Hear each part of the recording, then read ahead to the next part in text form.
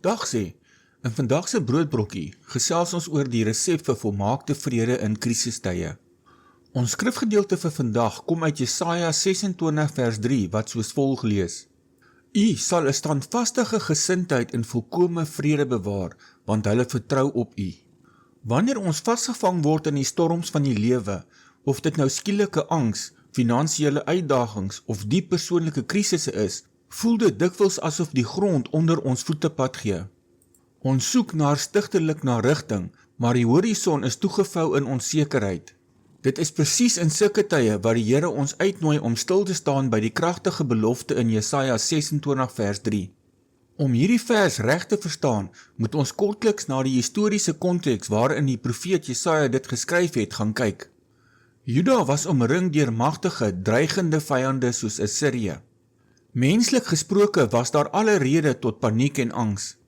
Maar hierdie hoofstuk is in wese 'n profesie en 'n loflied oor God se uiteindelike oorwinning en die veiligheid van sy stad Jerusalem.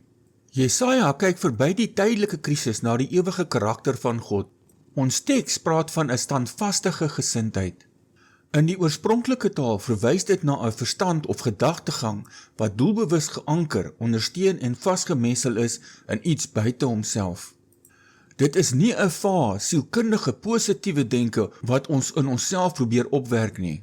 Dit is 'n verstand wat doelbewus rus in die soewereiniteit en die beloftes van God. Wanneer jou gedagtes so op die Here gerig bly, gebeur daar iets bonatuurliks. Hy bewaar jou in volkome vrede.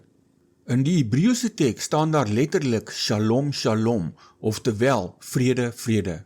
Dit dui op 'n dubbele, omvattende vrede wat alle verstand te bowe gaan. Dit is 'n vrede wat nie afhanklik is van die afwesigheid van probleme nie, maar van die teenwoordigheid van God te midde van die probleme. En die fondament hiervan? Want hulle vertrou op U. Vertroue is 'n wilsbesluit om jou hele gewig op God se karakter te werp, wetende dat Hy getrou is aan sy woord.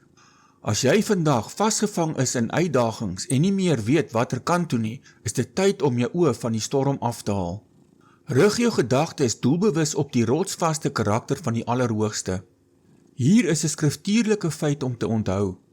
Die vrede wat God beloof is nie die afwesigheid van probleme nie, maar die absolute sekerheid dat Hy in beheer is.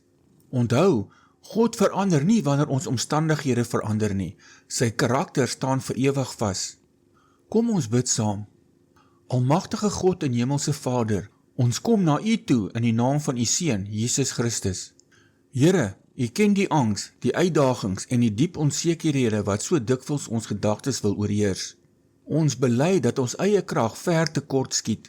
Vader, skenk aan ons vandag deur U Heilige Gees daardie standvastige gesindheid. Help ons om ons oë van die probleem af te haal en vas te kyk na U ewige getrouheid. Bewaar ons verstand en ons harte in volkome vrede, net soos U beloof het. Ons plaas ons vertroue vandag opnuut in U, die ewige rots. Ons vra dit in die naam van die Here Jesus Christus. Amen.